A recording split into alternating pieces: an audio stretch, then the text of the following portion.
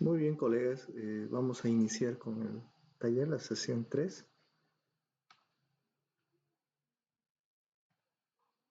Bien, ahora vamos a ver el segundo libro, Didáctica de la Física.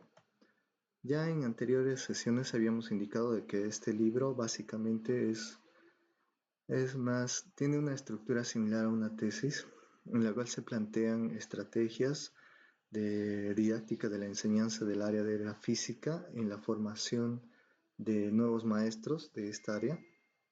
En este texto particularmente se nos presentan varios paradigmas, se hace el análisis de grandes pensadores del área y se trata de dar una visión más práctica al área de la física, ¿no? Es decir, busca analizar la epistemología del origen y demás.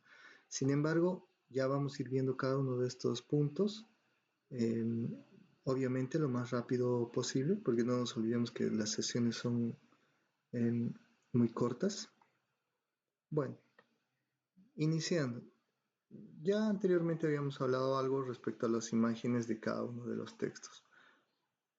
Les he comentado que básicamente, si bien estos textos este en particular no plantea ejercicios de resolución como uno esperaría o similares a los de la gestión pasada, por ejemplo, en este caso sí se nos plantea algunos contenidos bastante amplios, definiciones muy amplias y en algunos casos son muy pesadas. Entonces, ¿qué es lo que debemos hacer? Tratar de resaltar y estudiar aquello que es más relevante. En todo caso, ¿qué es lo que tendríamos que estudiar? Aquello que está en negrita, aquello que está en cursiva, aquello que está referenciado, porque básicamente lo que hacen es tomar esos contenidos para elaborar los exámenes de ascenso de categoría. También los cuadros y uno que otro ejemplo que obviamente tenga su solución en el texto. Bueno, iniciamos entonces con la lectura. La primera parte nos habla sobre didáctica de la física, hace un síntesis y fundamento de la praxis educativa. Básicamente, toda esta parte nos va a hablar respecto a algunos fundamentos, paradigmas, epistemología y bastante contenido que de repente podríamos considerar un poco pesado, pero que se aplica dentro de la formación de los maestros del área de física. Entonces, tenemos lo siguiente. La constitución de la didáctica de la física en Uruguay como un campo de conocimiento autónomo e histórico, espacial, viene de varias décadas atrás, pero ha tenido escasa acumulación teórica de análisis y prospectiva y difusa influencia en las prácticas de aula cotidianas. Esto tiene como consecuencia el de generar escasos efectos apreciables, traducibles en una comunidad académica específica. La incorporación de artículos y su discusión en revistas especializadas o el debate permanente en congresos de profesores de física. Desde luego que es posible observar una serie de mojones fundamentales como la Asociación de Profesores de Física, la elaboración de la revista Educación de Física o actividades didácticas en los congresos. Lo que se está planteando es que el contexto educativo aparece como más conservador que en otros ámbitos latinoamericanos similares. En tal sentido, la necesidad de revisar las concepciones en didáctica de la física es imprescindible. No se olviden que este libro básicamente es un texto de referencia para la formación docente dentro de nuestro medio, pero que fue elaborado en nuestro país vecino del Uruguay, ¿no? O en el país de Uruguay.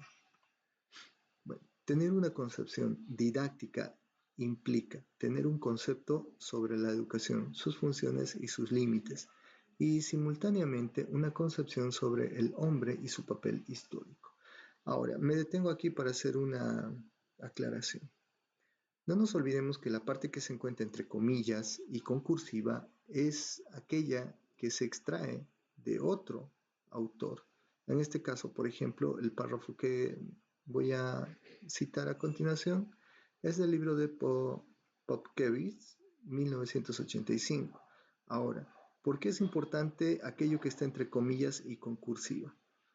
Porque por lo general, cuando tenemos un texto que es netamente literal, no se nos plantea ejercicios de resolución y demás, Lo más relevante es justamente eso, las referencias, las citas bibliográficas, porque aquello que no está referenciado, como por ejemplo el último párrafo de esta diapositiva, es básicamente el análisis que hace el autor, en este caso del texto, didáctica de la física, sin embargo, en base a lo que se ha planteado en textos anteriores. Por lo tanto, es importante hacer de repente repasar y recordar los diferentes autores que se van citando en este texto.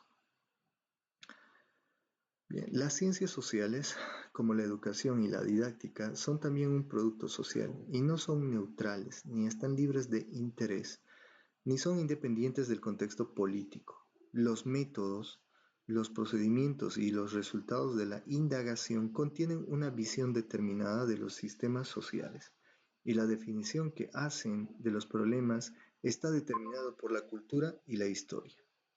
Popkewitz, 1985. Para fundamentar la vigencia epistemológica de la didáctica de la física, se consideró necesario primero definir el fundamento epistemológico, luego el de las ciencias y su enseñanza. Más adelante se desarrolló el concepto de didáctica y por último se estableció las características de la didáctica de la física. Bueno, vamos con el punto número 1 que nos dice fundamento epistemológico y paradigmas educativos. Nuevamente reitero, este texto básicamente nos habla sobre la epistemología y diferentes paradigmas que se van planteando en la formación de maestros de educación, en este caso del área de física, ¿ya? Entonces, no esperemos encontrar ejercicios de resolución o ejercicios planteados o problemas planteados para su posible resolución. Sin embargo, es importante que recalco nuevamente, leamos aquello que está en cursiva, tratemos de recordar todos los autores que se hacen cita dentro de este texto. Y nuevamente, el tema de, por ejemplo, el origen epistemológico, una definición, un concepto, es muy importante, porque directamente eso es como un material para elaborar la pregunta del ascenso. En este caso, por ejemplo, el origen etimológico de la palabra epistemología proviene del griego episteme, conocimiento, y logia, estudio. Por lo tanto, se puede afirmar que la búsqueda de un fundamento epistemológico de una rama de conocimiento supone analizar su naturaleza y validez del mismo. Su propósito es distinguir ciencia y otras formas de conocimiento, la investigación profunda de la superficial, así como sugerir propuestas desde el punto de vista teórico práctico. Pero el campo del análisis y su propuesta de la epistemología no es un unívoco como se observa en los planteos de Popper y Piaget. Para Popper, el estatuto de la epistemología viene definido por tres notas, por el interés acerca de la validez del conocimiento, es decir, el estudio de la forma como el sujeto adquiere dicho conocimiento es irrelevante para su validez. Otra, por su desinterés hacia el sujeto del conocimiento, es decir, la ciencia es considerada solo en cuanto al lenguaje lógico estudiado desde un punto de vista objetivo. Es decir, la epistemología se ocupa de los enunciados de la ciencia y de sus relaciones lógicas, lo que llamamos justificación. Y por último, por poseer un carácter lógico-metodológico, es decir, normativo y filosófico. Sin embargo, para Piaget, la epistemología se caracteriza por principios opuestos a los de Popper, ya que a la epistemología le interesa la validez del conocimiento, pero también las condiciones de acceso al conocimiento válido. De ahí que el sujeto que adquiere el conocimiento no sea irrelevante para la epistemología, sino que ésta debe ocuparse también de la génesis de los enunciados científicos y de los múltiples aspectos de la ciencia que trascienden la dimensión estrictamente lingüística y lógico-formal. Baldomero, año 2000, página 1. Para superar estas dificultades, siguiendo a padrón, es más adecuado considerar los enfoques epistemológicos, según los cuales las variaciones observables en los procesos de producción científica obedecen a determinados sistemas de convicciones acerca de qué es el conocimiento y sus vías de producción y validación. Padrón 2008. Estas variaciones es lo que se denomina como paradigmas. Nuevamente, estas variaciones es lo que se denomina como paradigmas. En este sentido, es importante tener presente que se aspira a identificar los problemas fundamentales que atraviesan el debate contemporáneo, mostrando la complejidad en extensión y profundidad de la temática. Identificar el sujeto investigador, actor, y el sujeto u objeto cognoscible dentro de la perspectiva de una construcción sociohistórica, y para esto deberá desestructurar el discurso dominante, repensándolo críticamente.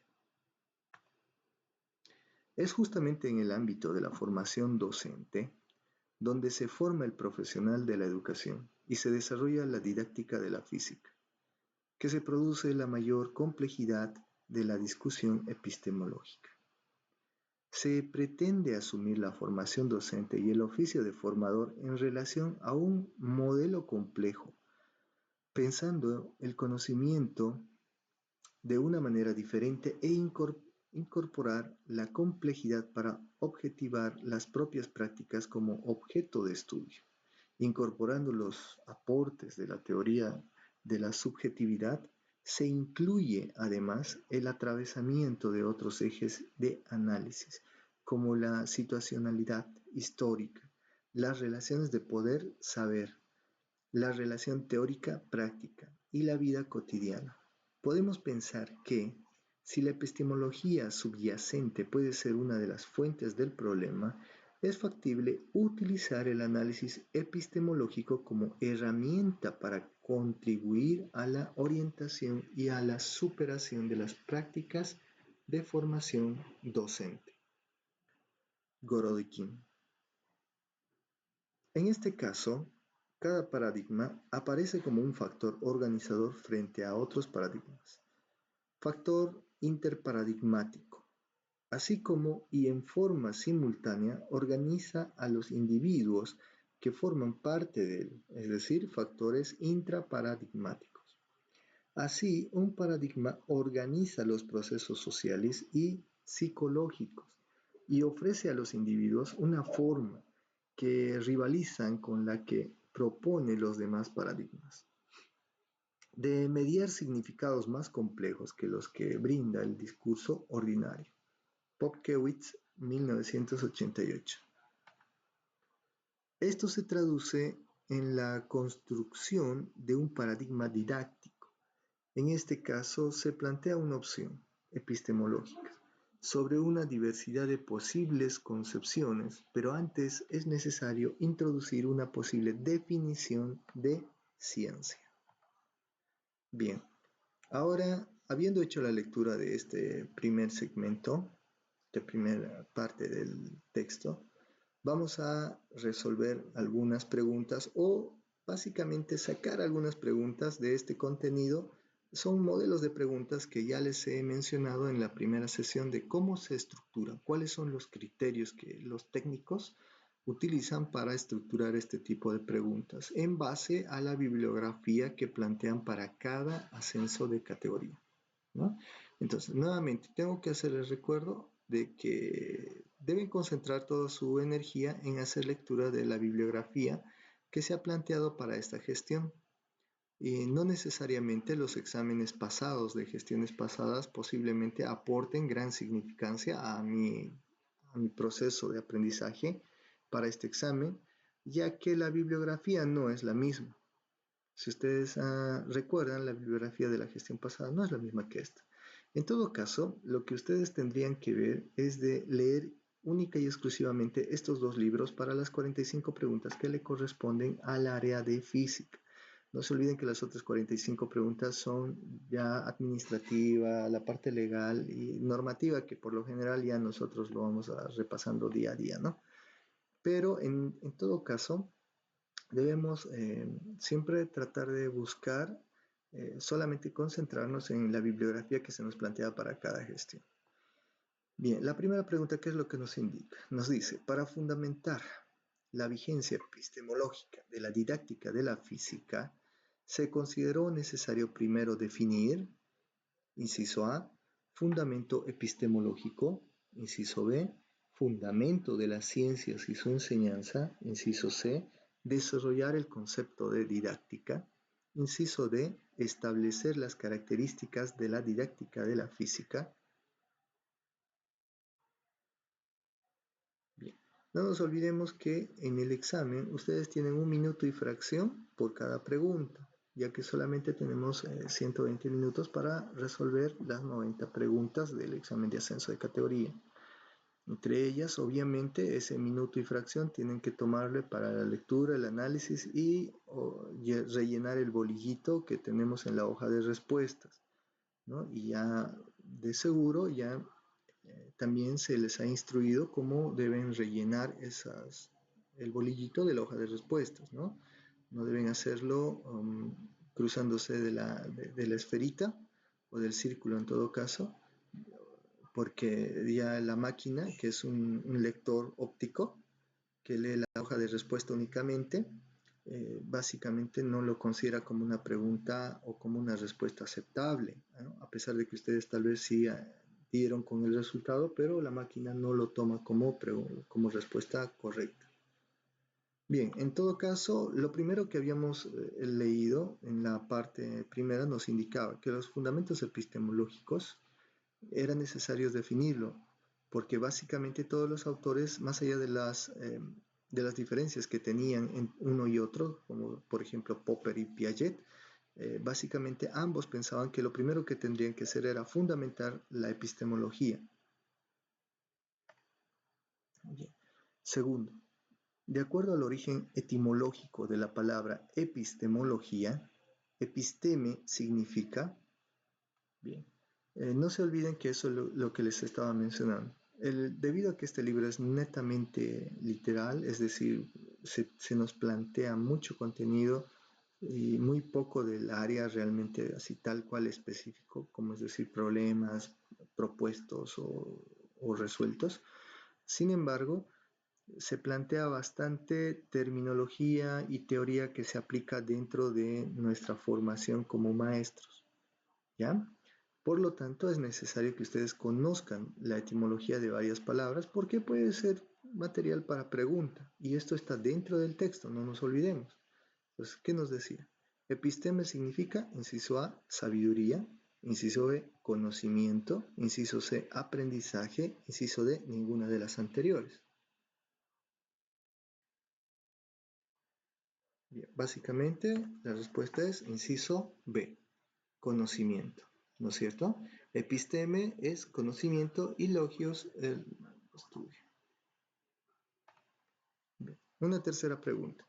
Es común que dentro de los exámenes de ascenso de categoría, sobre todo cuando el material bibliográfico que se nos facilita tiene mucha teoría y poca práctica, de repente, es decir, muy pocos ejercicios, ya sean resueltos o propuestos, y tiene gran cantidad de teoría, se tome de forma, se tome pequeños fragmentos de los textos y se solicite indicar quién es el autor de dicha referencia.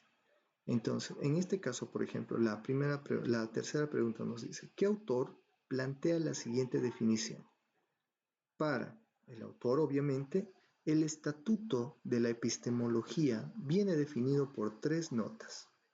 Por el interés acerca de la validez del conocimiento. El estudio de la forma como el sujeto adquiere dicho conocimiento es irrelevante para su validez. por su desinterés hacia el sujeto del conocimiento.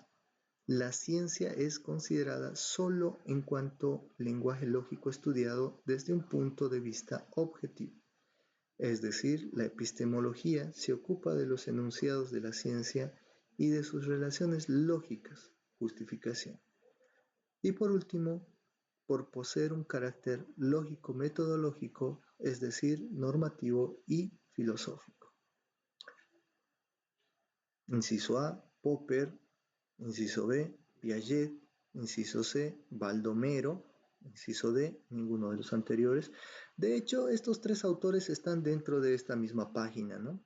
Al haber hecho la lectura, ustedes más o menos ya se deben dar cuenta que está entre uno y otro, digamos. Sin embargo, dentro de esa misma página se encuentran los tres autores, tanto Popper, Piaget y Baldomero. En todo caso, esta es la primera definición que se hace para epistemología de Popper. La segunda epistemología era totalmente contradictoria a la de Popper, y esa le pertenecía a Piaget, ¿no es cierto? Piaget decía que sí se debería tomar en cuenta las características en este caso del observador, pero también las características del lugar donde se encuentra el observador. Es decir, a diferencia de Popper, que dice que es irrelevante en todo caso el sujeto que adquiere dicho conocimiento, sino para Piaget es muy relevante tomar en cuenta las características del sujeto que va a adquirir ese conocimiento. Pregunta número 4. Según Padrón, las variaciones observables, ojo, Padrón también es uno de los autores que se hace referencia a un conocido filósofo cientista que se hace referencia en este texto. Según Padrón, las variaciones observables en los procesos de producción científica obedecen a determinados sistemas de convicción acerca de qué es el conocimiento, y de sus vías de producción y validación, donde dichas variaciones se conocen como, inciso A, controversias, inciso B, disyuntivas, inciso C, paradigmas, inciso D, ninguna de las anteriores. Este contenido de igual manera se encuentra obviamente en la primera parte que hicimos la lectura. Sin embargo, como ya he mencionado, debemos recordar de repente o asimilar Padrón, por ejemplo, con uno de estos tres ejemplos.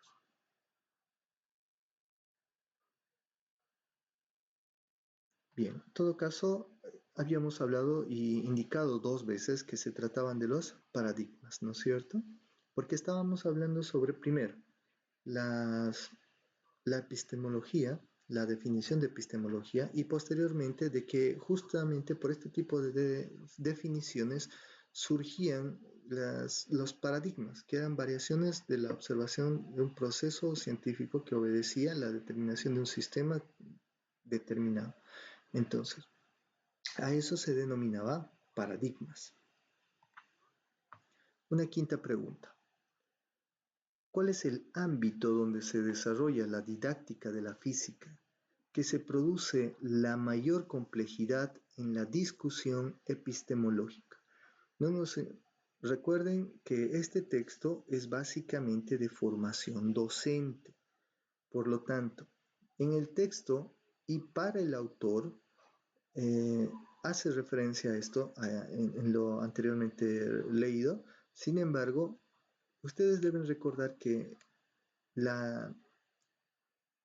donde para el autor encuentra mayor dificultad y complejidad de repente en la discusión de la epistemología, de la didáctica de la física, se encuentra en la formación docente, ¿ya? En la formación docente, ya que es ahí, según el autor, donde se generan las mayores controversias y paradigmas de esta área en particular. Bien, ahora vamos a continuar con la segunda parte, donde nos dice el punto 2, la ciencia, sus filosofías y su enseñanza. Los enfoques epistemológicos y su clasificación. Las ideas sobre la ciencia y sus fundamentos han sufrido diferentes transformaciones epistemológicas. A lo largo del tiempo, a lo largo del siglo XX, se ha ido reduciendo las cuestiones epistemológicas sobre la ciencia y su naturaleza.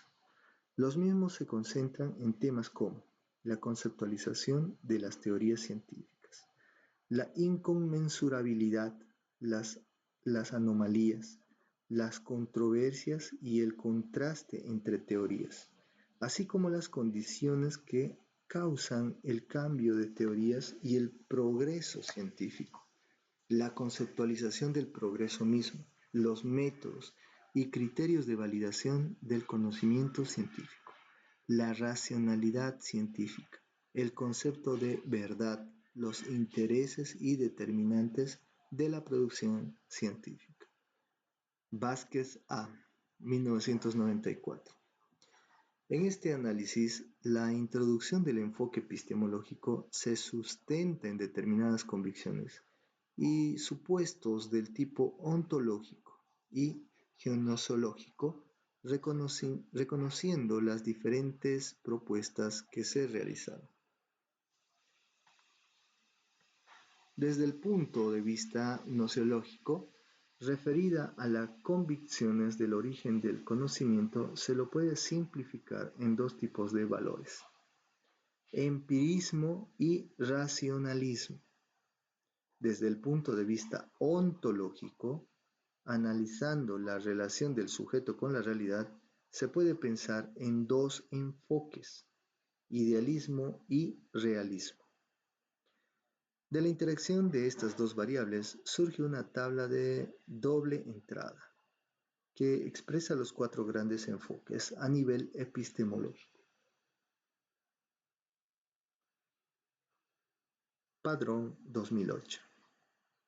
De los mismos, históricamente, el neopositivismo inductista ha sido el primero. A partir de la crítica de este, construyen el realismo falsacionista, el pragmatismo y, en una visión opuesta en su radicalidad, la teoría crítica. Neopositivismo y falsacionismo.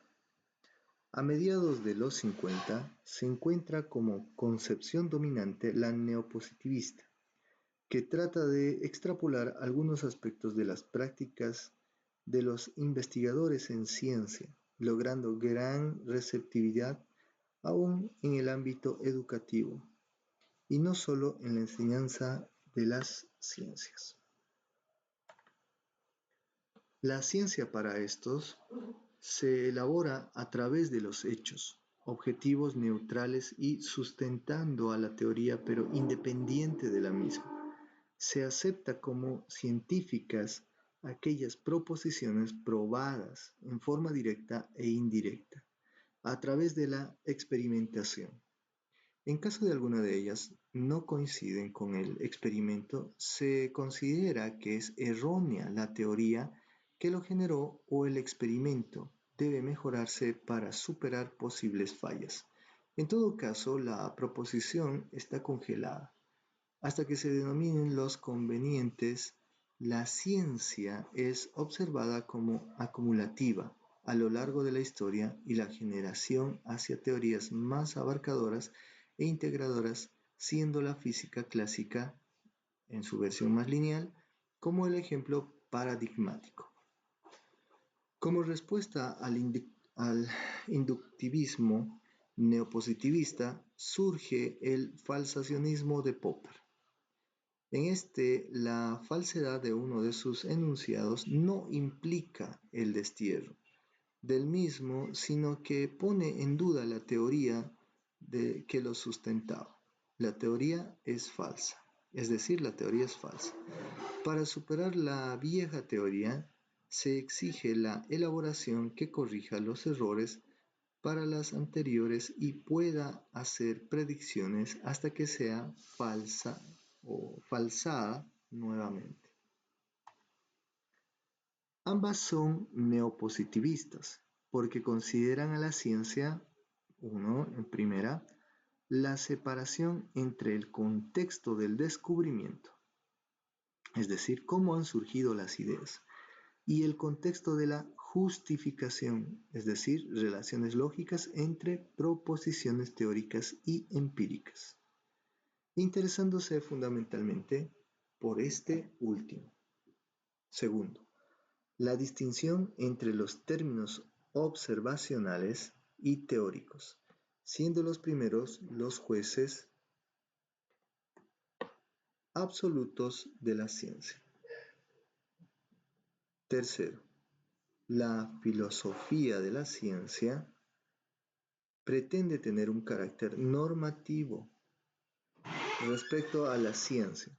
Solves 2009. En definitiva, el neopositivismo presenta una evolución de un enfoque predominantemente realista, desde el punto de vista ontológico y empírico, desde nociológico hacia un racionalismo realista.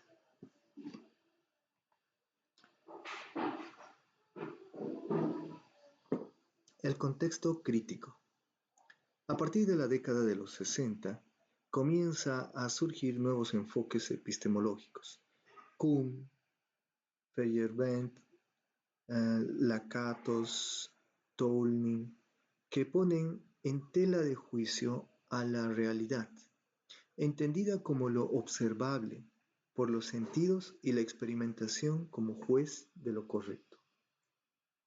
Este nuevo enfoque considera la importancia para la elaboración de la ciencia, de los factores contextuales externos. A su vez, la imagen de la ciencia y su enseñanza cambia radicalmente, dejándose de lado el método científico único y ateórico. Se incorporan otras ramas del saber a las ciencias, las llamadas ciencias sociales o humanas, y se destaca la importancia de la relación de la ciencia con la tecnología y el medio, es decir, en especial la sociedad. El progreso de la ciencia no es un problema de construcción interna, sino que surge además de la confrontación de determinados sectores sociales, que ven en la ciencia y la tecnología como un factor de control, que puede ser de denominación o liberación según el sector considerado.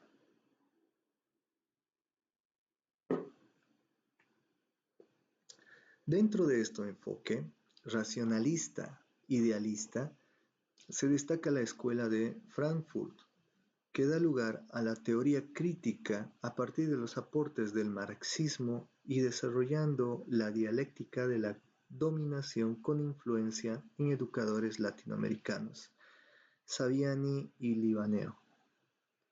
La ciencia debe buscar la emancipación del ciudadano y para esto lo primero es necesario la democratización de su enseñanza, que suponga su extensión desde los niveles básicos y no solo el universitario, y la formación adecuada del docente. Por último, con un enfoque empirista idealista se desarrolla una ciencia etnográfica basada en la investigación cualitativa sustentada en la antropología. En esta concepción, la experiencia personal y las relaciones intersubjetivas son los aspectos fundamentales para este enfoque científico. A nivel educativo, influyó especialmente en determinadas de investigación denominadas investigación-acción y en la etnografía educativa. La imagen actual de la ciencia.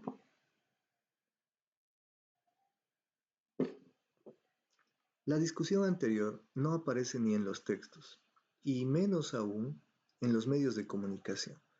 Ni siquiera se manifiesta el contenido de un determinado enfoque epistemológico considerado como el más adecuado entre varios.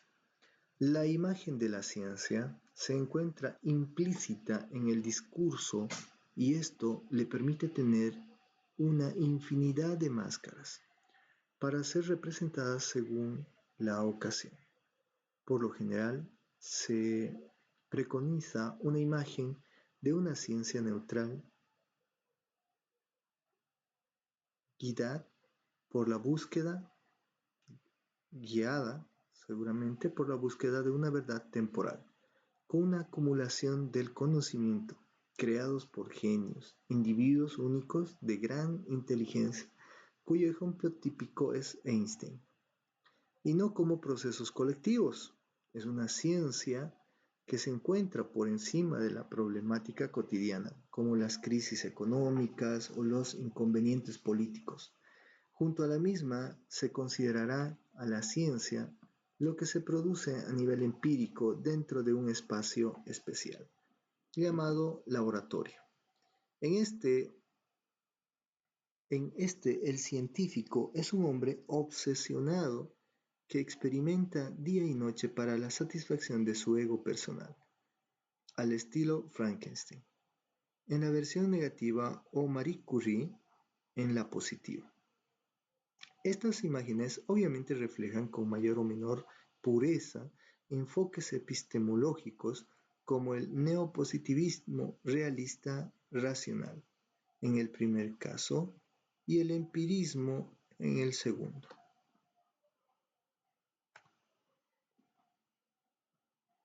Superpuesta a esta, sin sustituirla, aparece como una actividad humana, como construcción social y dependiente de determinados factores, sectores que la utilizan para el bien, es decir, progreso humano, o el mal, daños ecológicos. Por lo general, el rol asignado a la ciencia se encuentra polarizado. Algunas veces el mismo aparece relativizado, de escasa incidencia o diluido, en especial para el estudio de hechos sociales. En cambio, en otras circunstancias aparece como el factor más importante, capaz de transformar la sociedad o por lo menos aliviar las desventajas entre los distintos sectores sociales. En definitiva, los enfoques epistemológicos dan lugar a diferentes concepciones sobre la ciencia. Siguiendo a Salinas, es necesaria la integración de diversos aspectos que construyen el saber científico, junto a los aspectos ontológicos y gnoseológicos. Se debería considerar el aspecto axiológico, es decir, valores de la labor científica, el progreso del conocimiento, el efecto ecológico, el aumento de la calidad social, entre otros. Como fundamental, Salinas J. Todos estos aspectos pueden diferenciarse para un mejor análisis, comprensión y propuestas, en especial como aporte para la didáctica de la física, pero deben concebirse como factores que interactúan en forma solidaria y se complementan mutuamente en la búsqueda de la transformación educativa y social. Siguiente punto. La enseñanza de la ciencia. Búsqueda de la transformación. Coincidiendo con Marco, es la educación en ciencias que la debe cumplir esta función, desmitificadora de la ciencia. Formar ciudadanos científicamente cultos no significa hoy dotarles solo de un lenguaje, el científico, en sí ya bastante complejo, sino enseñarles a desmitificar y decodificar las creencias adheridas a la ciencia y a los científicos. Prescindir de su aparente neutralidad, entrar en las cuestiones epistemológicas y en las terribles desigualdades ocasionadas por el mal uso de la ciencia y sus condicionantes sociopolíticos. Marco, 1999. Es decir, es necesaria una alfabetización científica para lograr una educación de la ciudadanía, que significa que la población sea capaz de comprender, interpretar y actuar sobre la sociedad, es decir, de participar activa y responsablemente sobre los problemas del mundo, con la conciencia de que es posible cambiar la sociedad en que vivimos y que no todo está determinado desde un punto de vista biológico, económico y tecnológico. Martín, 2002. En definitiva, una de las funciones más importantes de la educación científica es ayudar a los alumnos a compartir unas formas simbólicas extraordinariamente complejas de representar y comprender el mundo, que son los productos de las elaboraciones de la ciencia. Pozo J. 2001. Bien, ahora vamos con las preguntas de este segundo bloque que acabamos de hacer lectura. Nuevamente, debemos tratar de responder a partir de lo que hemos escuchado o algunos que han seguido con la lectura a través de la lectura que han realizado. Pregunta número 1.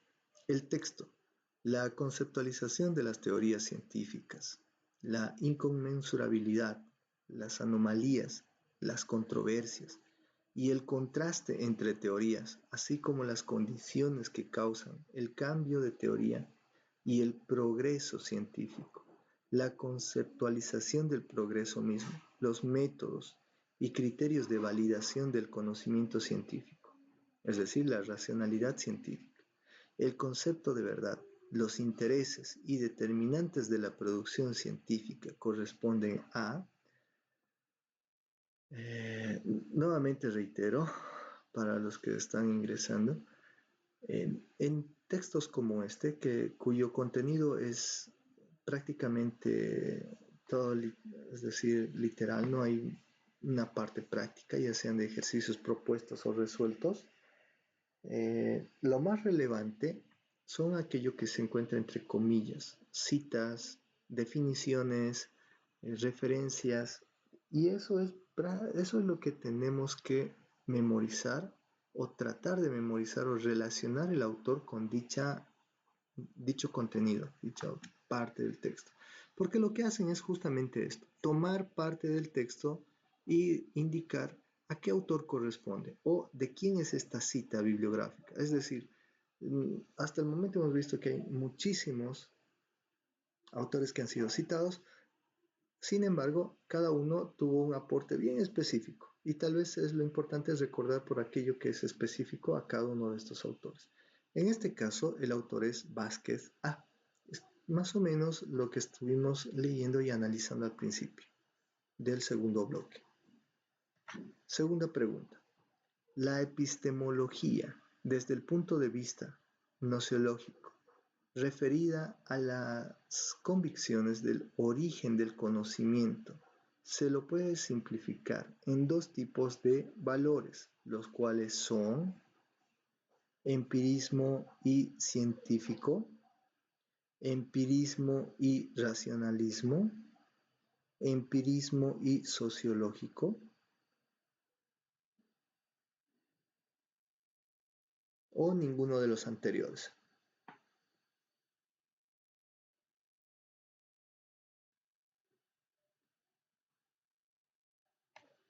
Bien, la respuesta correcta, inciso B, el empirismo y racionalismo.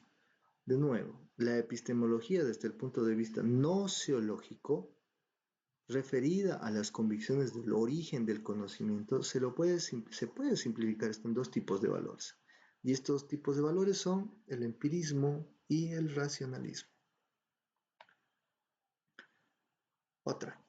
La epistemología desde el punto de vista ontológico, analizando la relación del sujeto con la realidad, se puede pensar en dos enfoques, los cuales son, ya, el anterior no debemos confundirnos, ¿no? Desde el punto de vista gnoseológico se nos plantea dos tipos de valores, pero en la segunda nos dice desde el punto de vista ontológico, se nos plantea dos enfoques. Estos enfoques son, inciso A, realismo e imaginativo, inciso B, idealismo y racionalismo, inciso C, idealismo y realismo, inciso D, ninguno de los anteriores.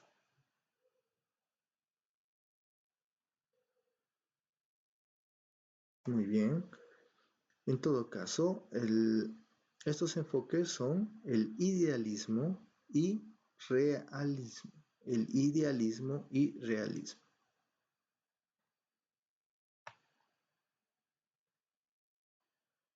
Pregunta número 4.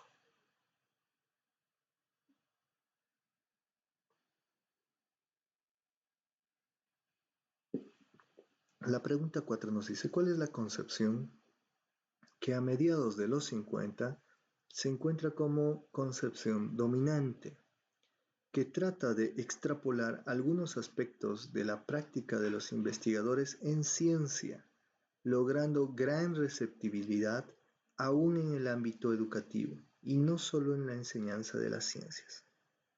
Inciso A, neopositivista. Inciso B, falsacionismo. Inciso C, materialismo. Inciso D, ninguno de los anteriores.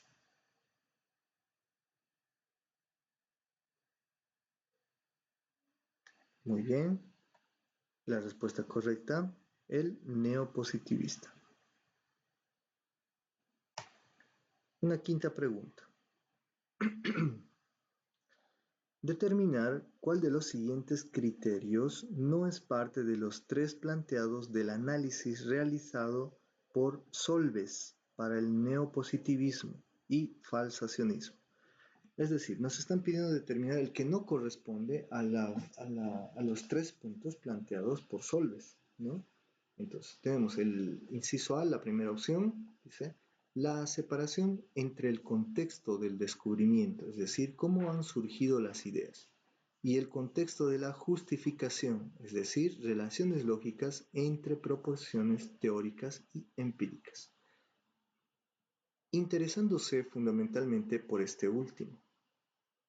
Inciso B, la distinción entre los términos observacionales y teóricos, siendo los primeros los jueces absolutos de la ciencia. Inciso C, la filosofía de la ciencia pretende tener un carácter normativo respecto a la ciencia. Inciso D, la física como ciencia del entendimiento de la realidad natural tiene un carácter teórico finito en la ciencia. Entonces, ¿cuál es la opción que no corresponde a esos tres puntos que se nos plantea por Solbes? Y es el inciso D. De hecho, recuerdan que esto lo hemos hecho lectura y decía primero, segundo y tercero, ¿no es cierto? El primero es la aparición entre el contexto del descubrimiento. Segundo, la distinción entre los términos observables y teóricos. Tercero, la filosofía de la ciencia pretende tener un carácter normativo respecto a la ciencia. Bien, vamos a una sexta pregunta. La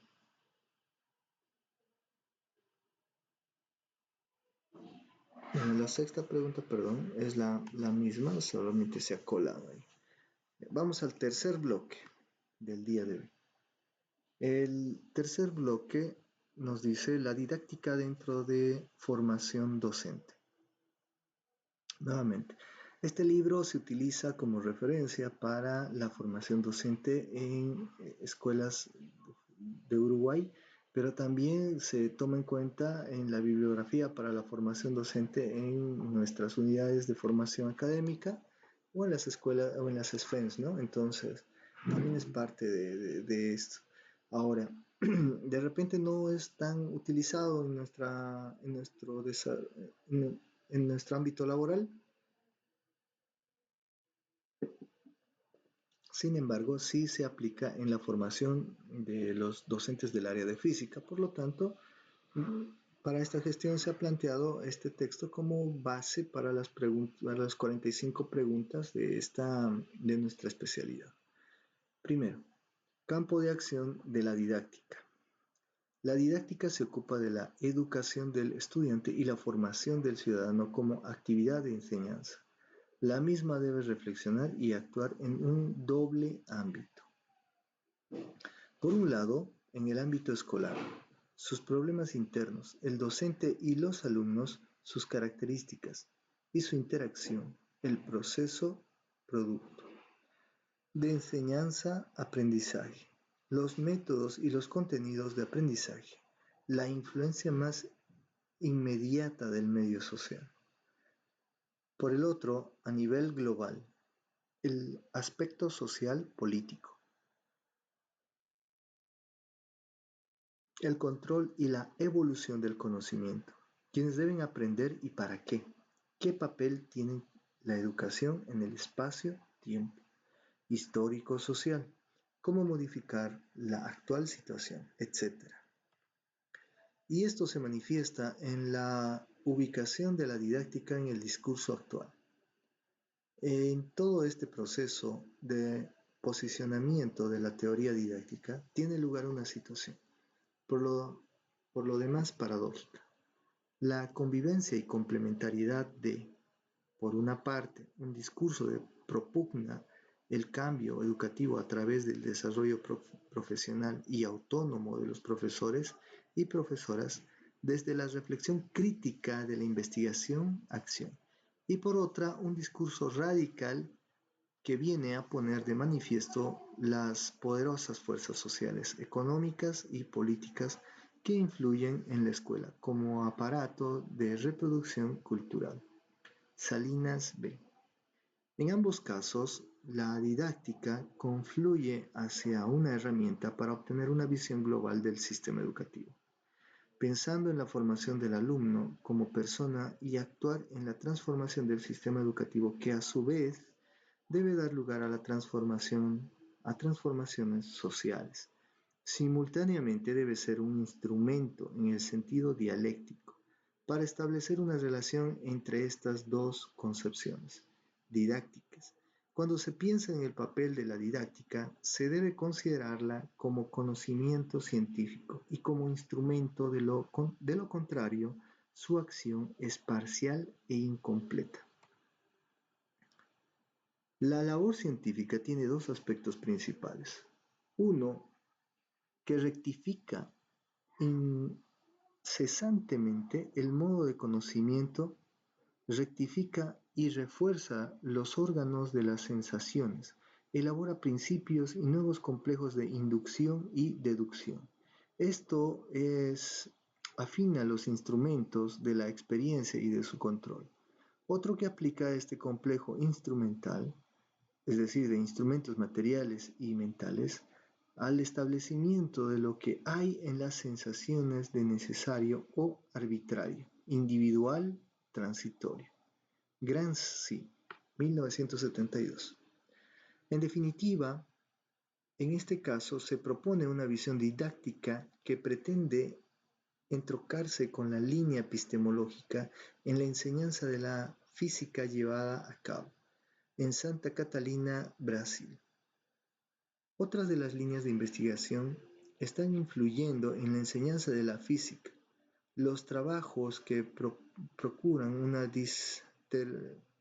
interdisciplinariedad y aquellos que tienen el cotidiano como foco principal. Las propuestas curriculares provenientes de la primera área, la de la interdisciplinariedad, están más concentrados en el curso del primer grado y tienen como objetivo una integración entre la enseñanza de las ciencias y las otras disciplinas, buscando tomar menos rígidas las fronteras entre las diversas áreas de conocimiento. Parten de la realidad vivenciada por la comunidad donde está localizada la escuela, lo que posibilita la definición de cuestiones significativas para esa misma comunidad y por lo tanto para los profesores y alumnos. Los temas generados así establecidos indican los contenidos académicos pertinentes, propiciando una mirada multifacético de la realidad. Este enfoque integrador proporciona una mejor comprensión de los fenómenos o situaciones. De Libosop y Zenetic, 1993. Es aquí en donde se deben dar rupturas, es decir, en el sentido de Delisoiskop, desequilibrios, conflictos, como con la finalidad que se plantean problemas sin solución, sino que lleven al alumno que la realiza y al docente que la pone en práctica, a formas de conocimientos superiores, lo cual implica la obtención de una praxis educativa y el pasaje de la misma a la praxis social.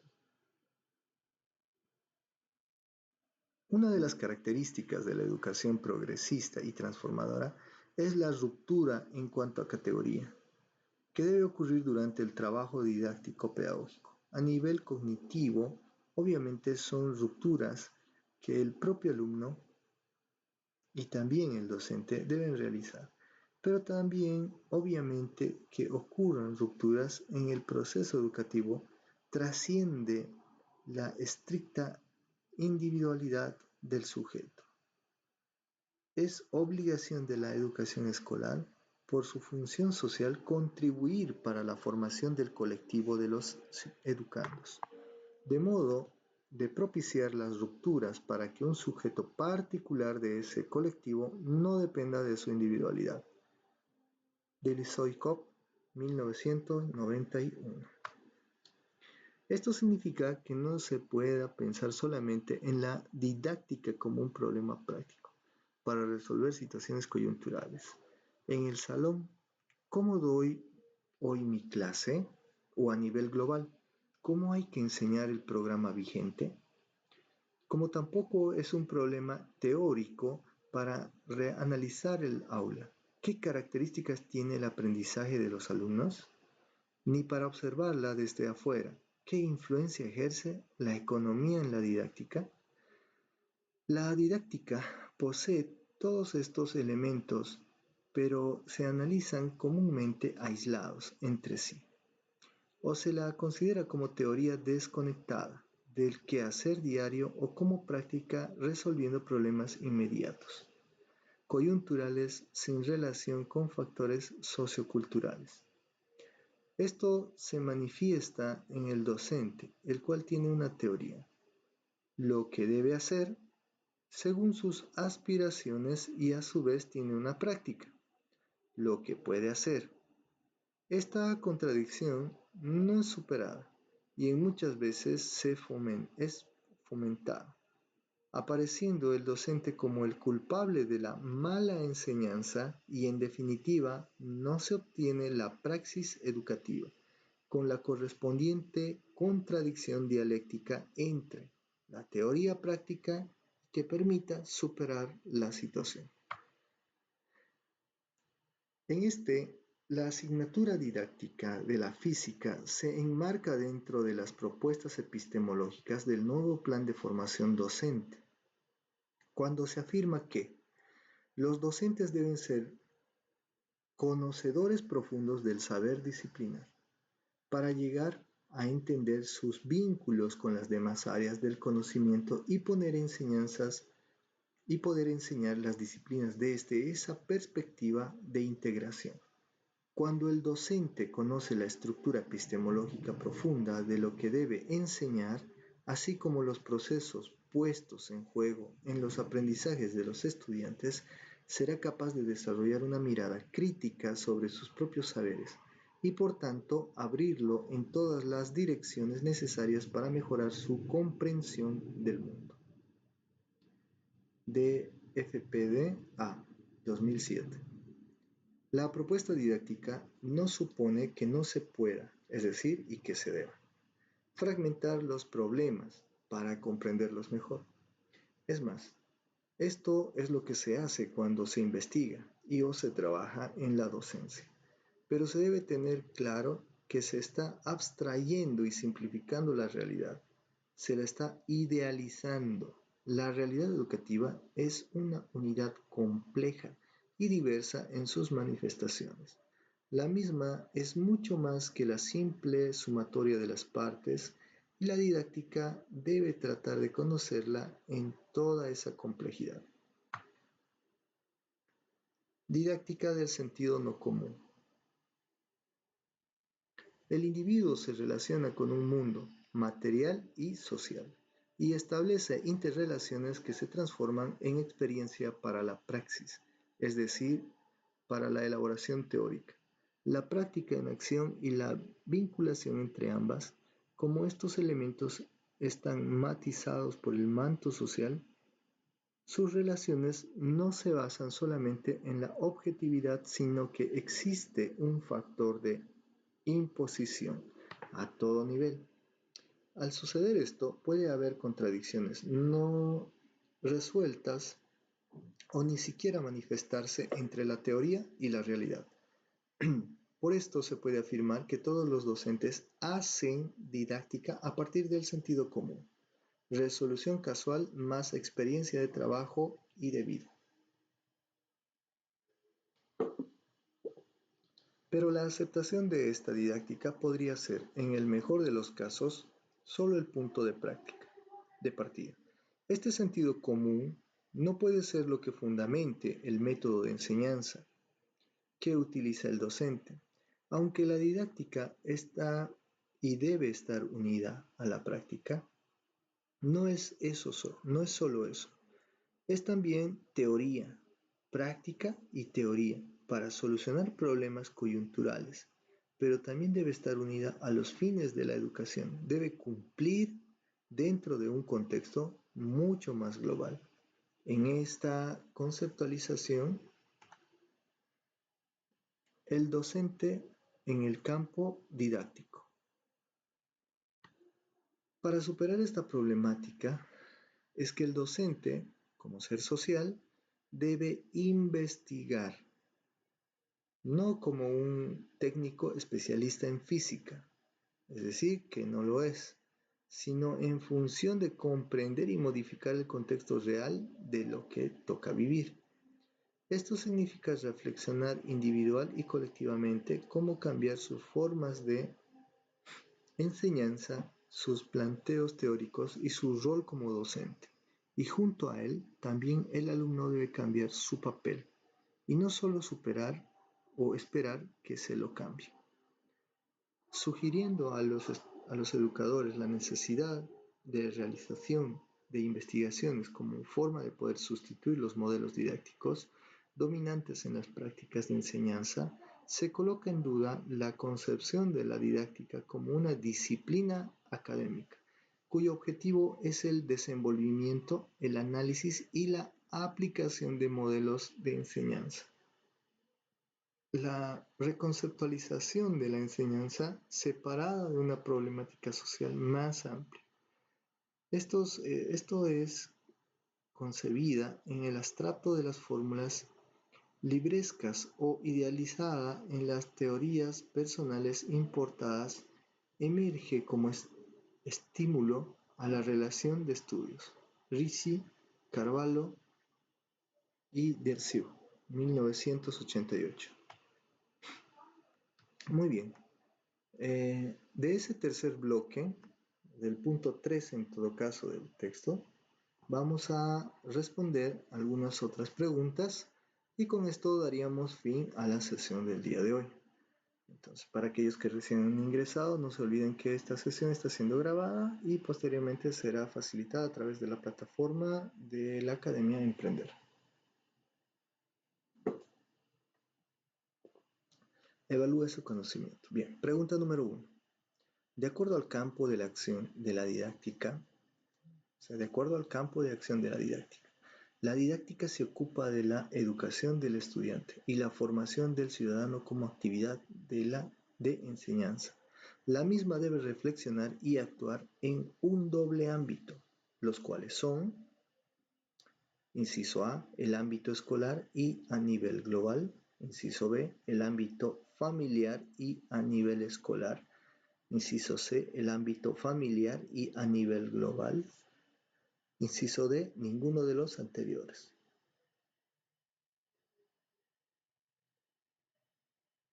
Muy bien, entonces tenemos que la respuesta correcta es el inciso A. se nos plantea, de acuerdo al campo de acción de la didáctica, nos dice que estos deben actuar en un doble ámbito, y estos ámbitos son el ámbito escolar, que es más interno, y el ámbito global, que básicamente tomaba en cuenta todo lo que es el currículum, ¿no? Vamos con la segunda pregunta. La segunda pregunta nos dice, ¿quién es el autor de la siguiente cita? Tendría que ser, ¿no? ¿Quién es el autor de la siguiente cita? La labor científica tiene dos aspectos principales. Uno, que rectifica incesantemente el modo de conocimiento, rectifica y refuerza los órganos de las sensaciones, elabora principios nuevos y complejos, de inducción y deducción. Esto es, afina los instrumentos de la experiencia y de su control. Otro que aplica este complejo instrumental de instrumentos materiales y mentales al establecimiento de lo que hay en las sensaciones de necesario o de arbitrario, individual, transitorio. Inciso A, Gramsci, 1972. Inciso B, Salinas B, 1995. Inciso C, Klein G, 1998. Inciso D, ninguno de los anteriores.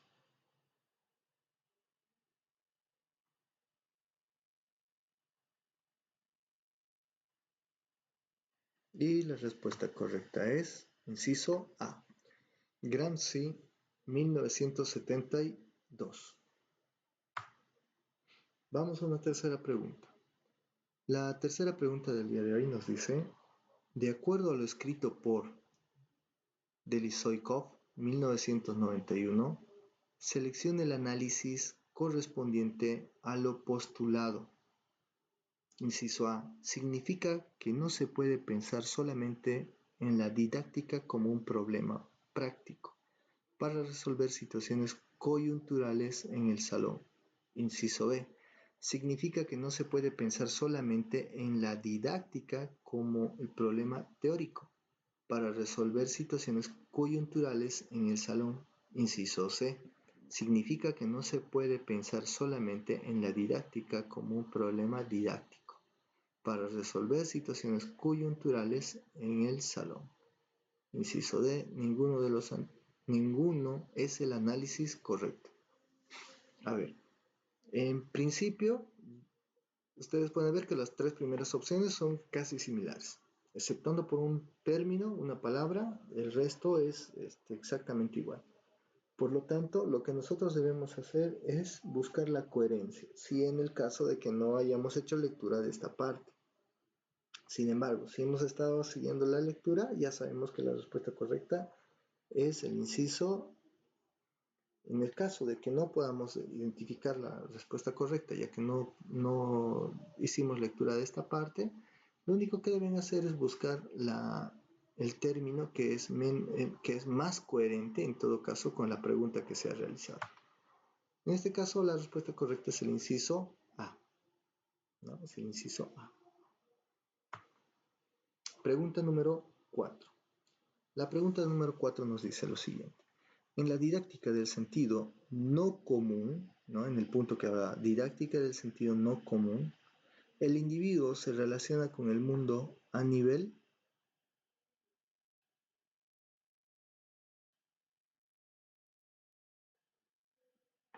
y nos hablaba de dos niveles, si ustedes recuerdan. Entonces, en el inciso A tenemos espiritual y social, inciso B, material y social, inciso C, material y digital, inciso D, digital y social.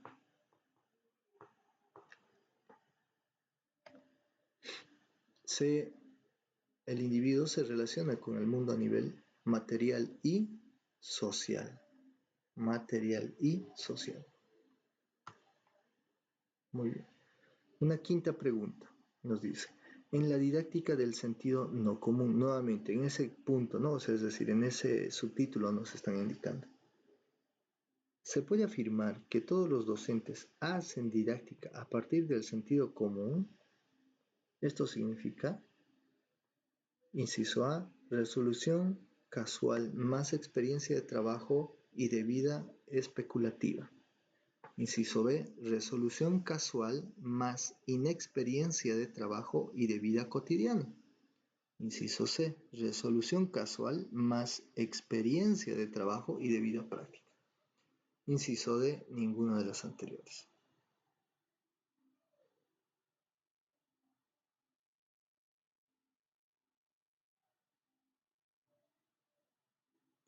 Muy bien, ¿cuál es la respuesta correcta? Y la respuesta correcta nuevamente es A. Nos dice, en la didáctica del sentido no común se puede afirmar que todos los docentes hacen didáctica a partir del sentido común. Esto significa la resolución casual más experiencia de trabajo y de vida especulativa. Una sexta pregunta. El texto. Para superar esta problemática es que el docente, como ser social, debe investigar, no como un técnico especialista en física, que no lo es, sino en función de comprender y modificar el contexto real que le toca vivir. Corresponde a mediación docente y paradigma didáctico, inciso A. Inciso B, el docente en el campo didáctico. Inciso C, didáctica del sentido no común. Inciso D, ninguna de las anteriores. Y la respuesta correcta es el inciso B, el docente en el campo didáctico. Muy bien, colegas, entonces el día de hoy hemos llegado al final. Voy a cortar la grabación.